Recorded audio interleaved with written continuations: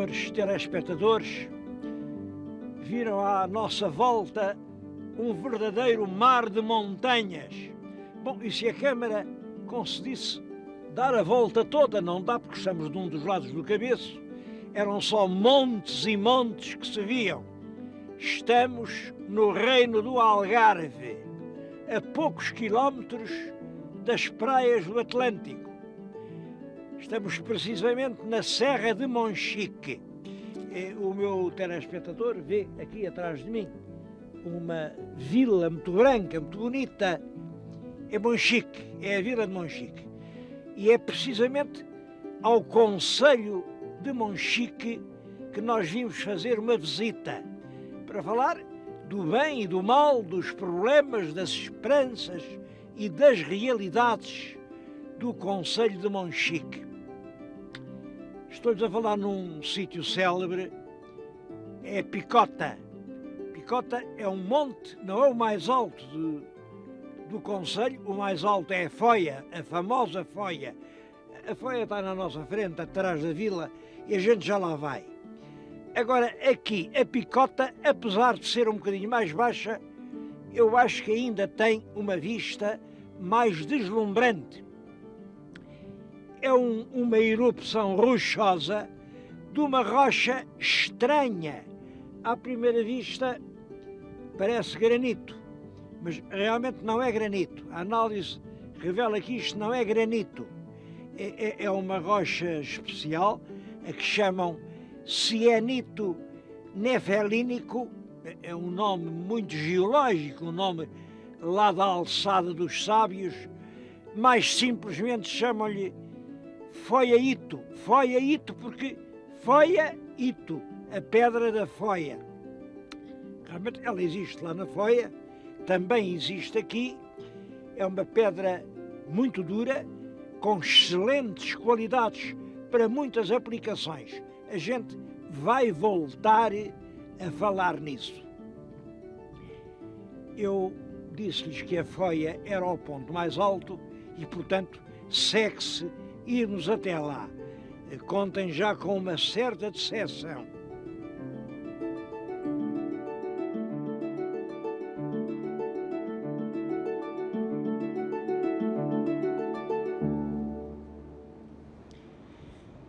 Eu preveni-os de que iam ter uma decepção.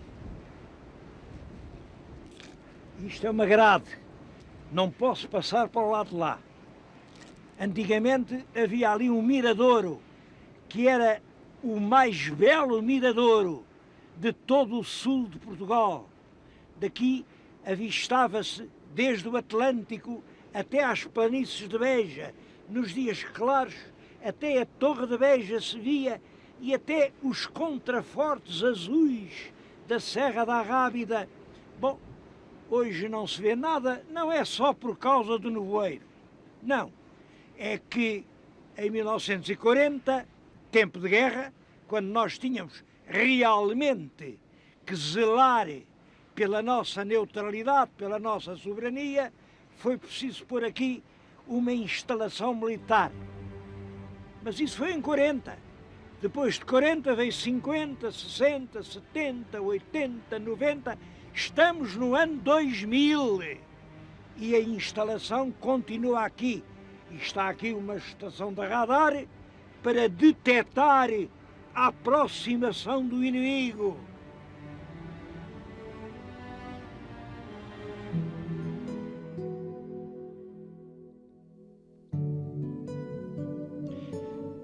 Quando os cruzados cristãos chegaram ao Algarve em 1189, com a ideia de conquistar a forte cidade de Silves, que era uma das maiores cidades aqui desta região, encontraram todo o país deserto.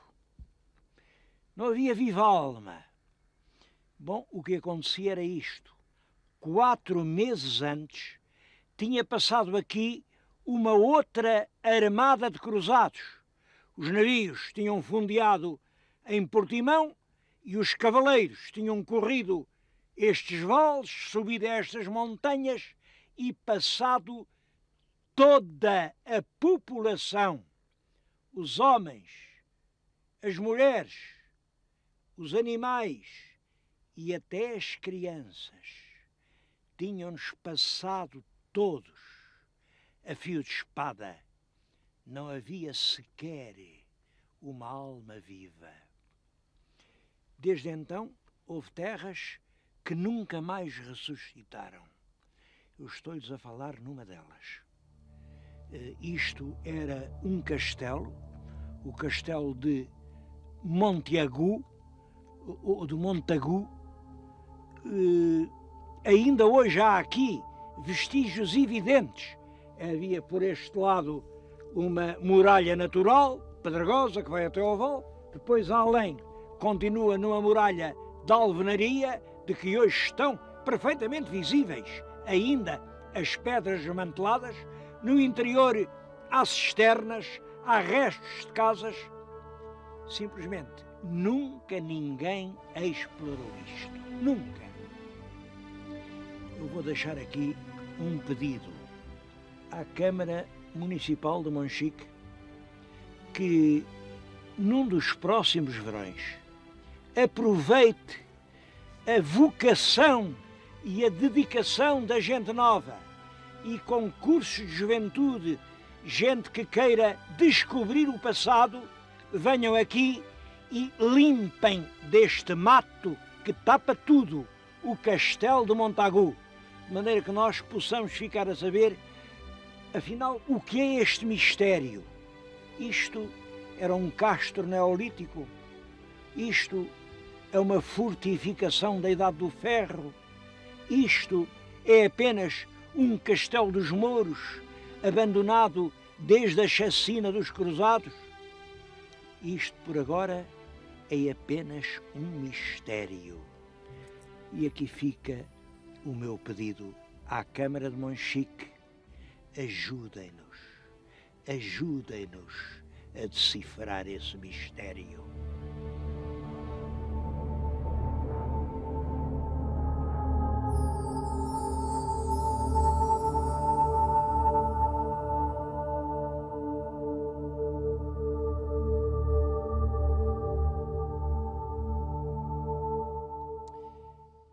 Depois da chacina dos cruzados, toda esta região mergulhou, como não podia deixar de ser, numa profunda decadência. Num lugar ou noutro, assim num valezito, pequenas comunidades continuavam a tentar arrancar o fruto da terra. Eu estou a falar-lhes agora numa aldeia com um nome muito bonito, na aldeia de Alferce. Imaginem, Alferce. Alferce é isto.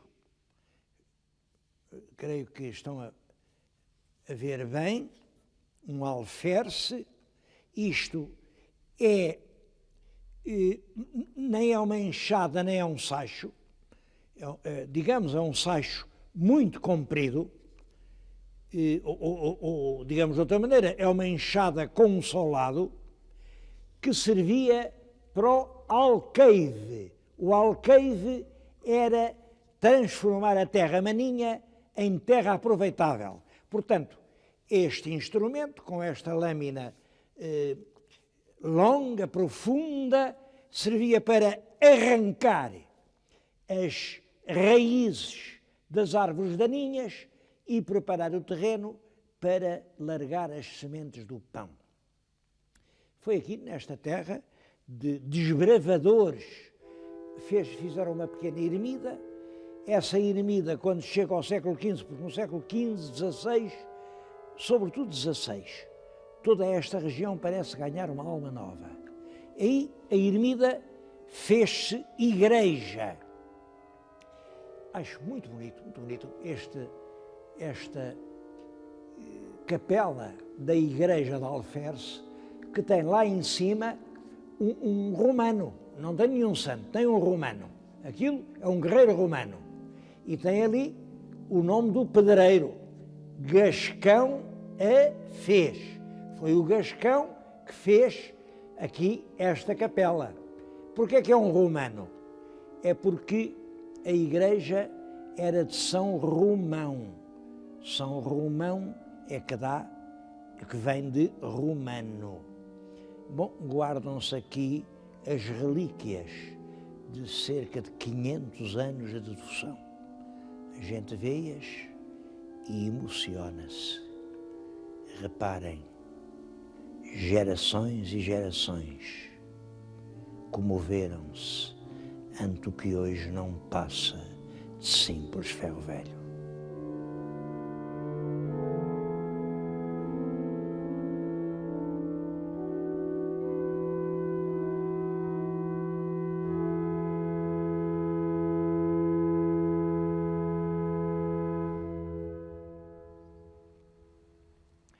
Em todo o concelho há paisagens extraordinárias e inesperadas que praticamente ninguém conhece.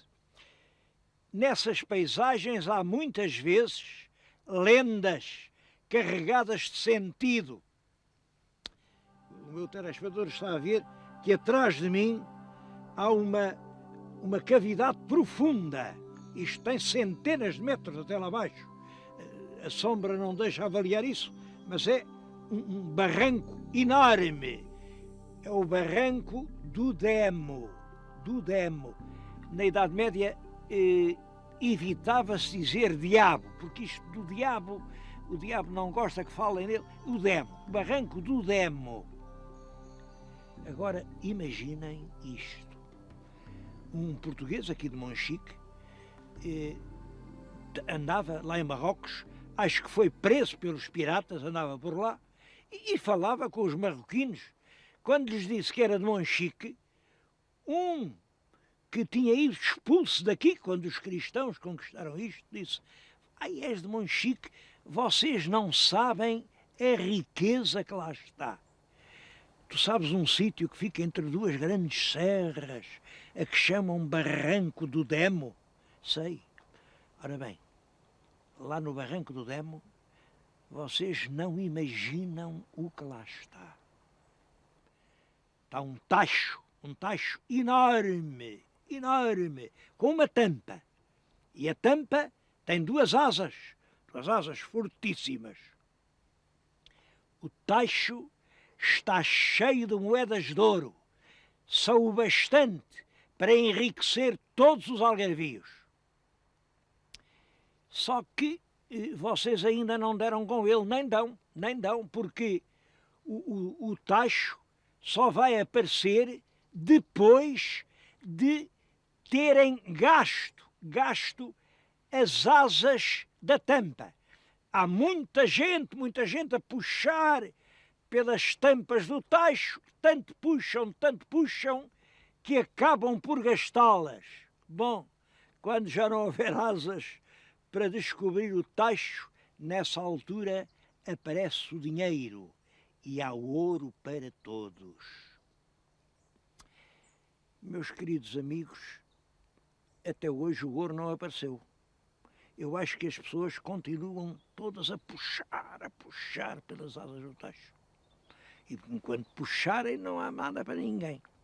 Mas talvez a minha ideia é que agora as asas já vão estando gastas, as pessoas já não puxam tanto por elas e começa a aparecer a verdadeira riqueza.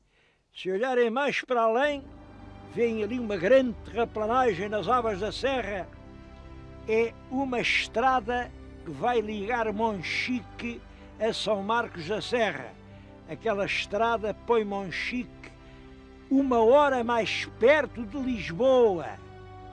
Penso que é aquela estrada que vai descobrir o tacho e fazer a riqueza de Monchique.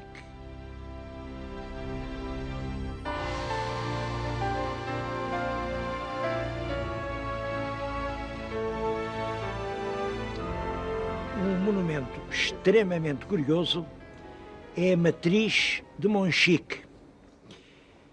Reparem, eu estou de frente da matriz, veem aquele pórtico, é um pórtico manuelino, e mais, é o manuelino da primeira fase. Se forem ali ao pórtico sul, igualmente manuelino, isto lembra muito as construções dos primeiros tempos de Dom Manuel. Mas isso é estranho porque, como sabem, Dom Manuel sucede ao Dom João II. O Dom João II veio morrer aqui muito perto. Dom João II veio aqui às termas de Monchique, não se deu bem e foi morrer a Alvor, porque aqui em Monchique não havia casa onde o rei se pudesse instalar. Portanto, era uma coisa insignificante, era um lugarejo. Não havia sequer um telhado para o rei viver. Ora bem, e é nesse sítio onde não há uma casa onde o rei se possa aposentar que Dom Manuel manda fazer esta igreja, que é realmente monumental, é uma igreja que comemora qualquer coisa. Bem, o que é que a igreja comemora? Como sabem, sabemos hoje que os Jerónimos foram feitos para comemorar a morte de Dom João II. O Dom João II, quando veio às Caldas de Monchique e foi morrer a Alvor, a 2 passos daqui, penso que também este monumento, também esta matriz de Monchique, é uma evocação, é um dar graças a Deus pela morte de Dom João II.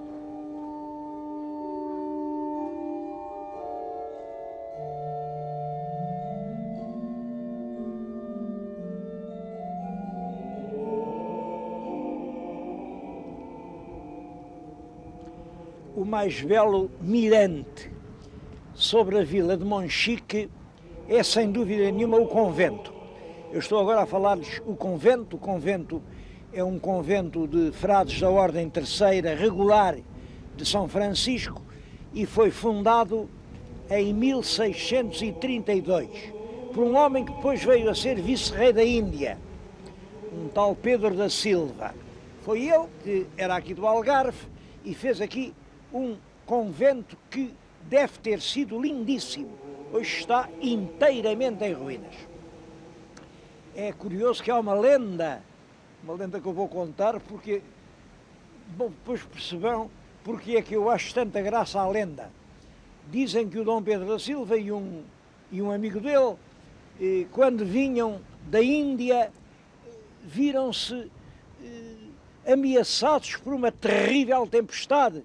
Os navios estavam quase a naufragar e eles fizeram uma promessa.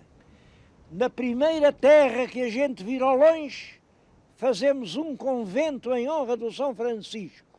Bom, e assim foi. Viram a terra do Algarve. Realmente esta Serra de Monchique vê-se de muito longe e o Pedro da Silva fez este convento. O Diogo Gonçalves foi fazer um convento em Portimão. Eu acho graças a isto, porque há em Portugal muitas lendas deste género. Navegantes perdidos entre as tempestades do mar e que juram que se chegarem à terra, fazem... Olhem, como sabem, eu tenho uma grande ternura pela Beira Baixa, porque sou muito ligado às donas. A minha família é toda das donas. Bom, e dizem que o meu avô, em 4º ou 5º lugar, era o Capitão Grilo. O Capitão Grilo andava no navio, andava no mar da Índia e era um homem que também tinha grandes pecados, e esteve 7 vezes para naufragar.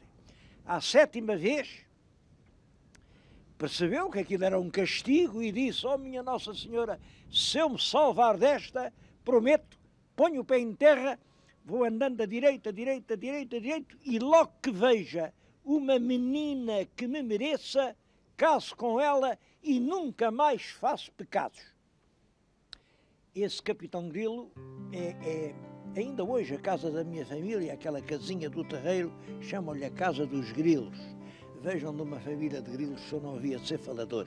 Mas é uma lenda dessas, é uma lenda do tempo dos descobrimentos, que está por detrás deste convento. Claro, a gente chega aqui e fica muito impressionado, muito, pelo estado completo de degradação a que chegou. A Câmara tem projetos para fazer aqui uma bela estalagem ou pousada, sem sacrificar a parte construída, mas consolidando-a, fazer aqui, nesta linda propriedade, uma instalação hoteleira de alta qualidade. Acho que é um projeto muito importante. Não se trata só deste convento, trata-se muito mais do que isso. Trata-se de ganhar ou perder a Batalha do Algarve. Este esforço em que o nosso país está empenhado desde há quase 50 anos, de fazer do Algarve um dos grandes centros turísticos da Europa, é um esforço que ainda não está ganho. E não o ganharemos enquanto não conseguirmos que o turismo suba da praia até à serra. O futuro é mais da serra que da praia, e restituir a Serra de Monchique ao turismo algarvio é uma das prioridades da estratégia turística dos responsáveis. Oxalá eles assim o entendessem.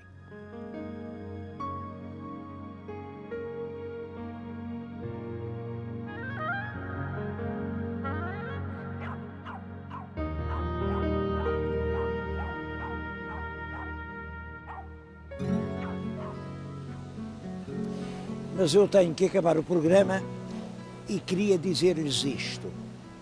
Monchique é uma das terras mais bonitas de todo o Algarve.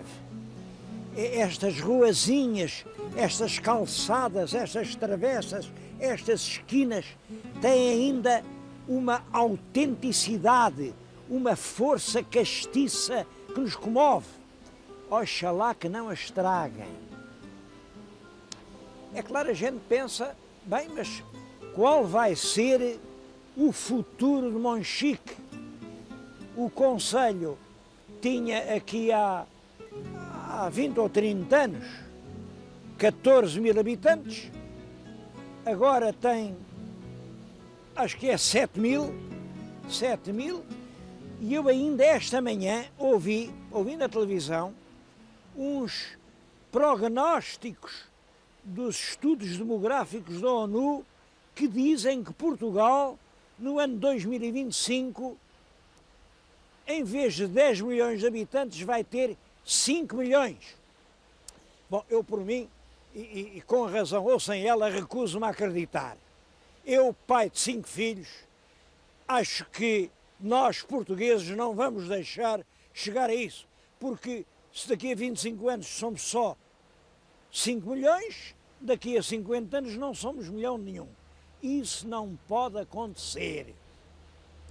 Em todo caso, é verdade, a população está a diminuir drasticamente, sobretudo nos concelhos do interior. Bom, eu acho que Monchique é um bom exemplo. Estão a lutar contra a desertificação e lutam da única maneira possível, é introduzir indústrias. Aliás, fica aqui entre nós, o meu telespectador não vai dizer isto a ninguém, mas a minha opinião é que esta desertificação do interior só dura enquanto o governo quiser, porque as empresas vão se instalar aonde os cálculos mostrem que a produção tem menos encargos. Isto quer dizer que ocupação industrial e política fiscal estão intimamente ligadas. Quando houver um governo que disser as indústrias que forem para o interior não pagam imposto, as indústrias fogem todas do litoral e nessa altura são as cidades litorais que vão ficar desertas. Bom, mas isto é um sonho, não sei quando vai acontecer.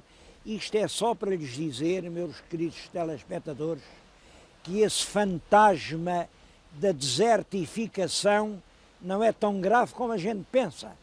Só dura enquanto nós quisermos.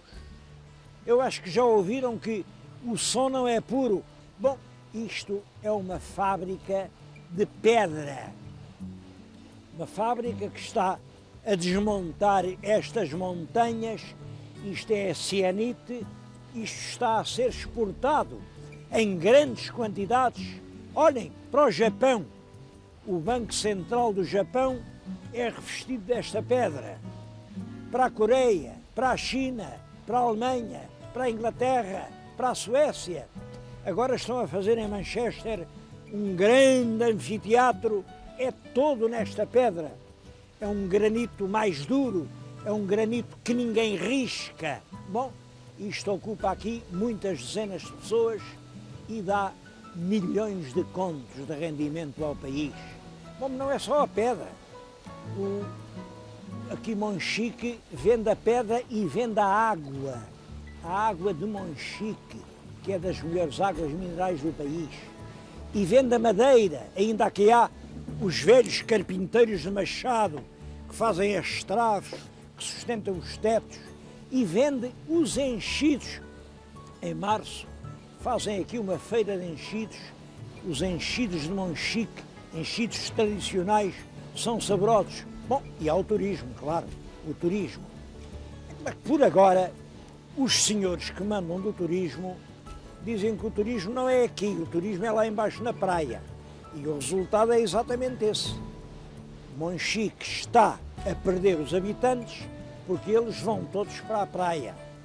E eu acho que não é preciso ser profeta para adivinhar que num futuro próximo o destino de Monchique é o turismo. O turismo que vem da praia e procura os ares puros da montanha.